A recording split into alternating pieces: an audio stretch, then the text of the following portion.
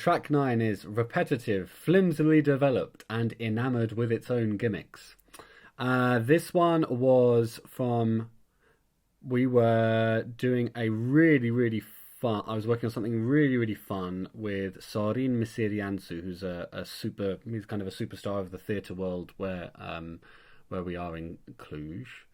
And he was doing this absolutely mad, but in a very good way, kind of musical version of Peer Gynt, the story, and it was a riot. It was a tremendous amount of fun to work on, and I was doing some orchestration for it. And we were throwing around recordings because I was trying to sort of control everything and work everything in so it works for sort of a string quartet while everything else was going on.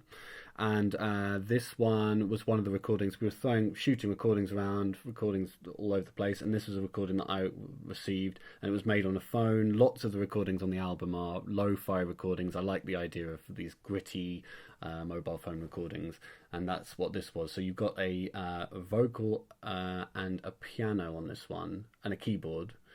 And one of the interesting things about the recording for me is that the keyboard is sort of insanely high in the mix in compared to the vocalist. The vocalist is obscured and in the background, but I found something kind of entrancing about that.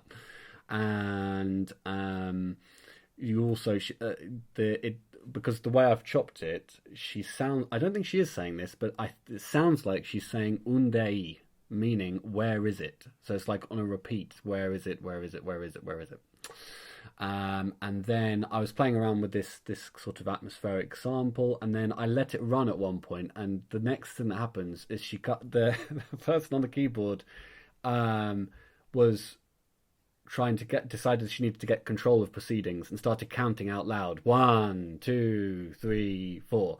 And I thought, oh, that sounds ridiculous. And then I thought, right, let's use it. So I left that in. So because it sort of breaks out of this atmospheric thing to have her that kind of moment. It's a sudden reveal of what this, because once you get to that point, it really does sound like a rehearsal. And that's what this track's about. The title. So the title, I've always wanted to do this, I think I've always wanted to do this. This is a review of one of my pieces. And I thought I've always wanted to I like the idea. I've seen other people do this as well when they get bad reviews and try and sort of get your own back a little bit. And I read this review. In my defence, with regard to these accusations, I think if you read the review, the reviewer had seen that I'd done film music.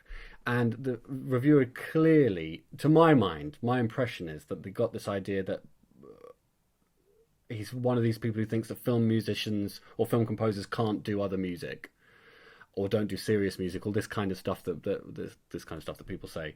And once he decided that, I think he decided he didn't like the whole piece. And then I think once you decided you don't like a piece, then repetition's always going to be repetitive, development's always going to be flimsy, and gimmicks are always going to be, gimmicky.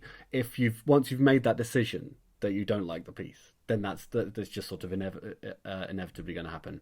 And so I think I just bring into this as well that I really do, without sounding like too much of a hippie, I really do think it's a strength to go into a concert and try to enjoy it, whatever you're listening to try and get find out what's this person trying to communicate, why is it that other people are enjoying this, etc., etc. I think that's a virtue to make some sort of effort and not dismiss things straight away, and it's something I try and do all the time.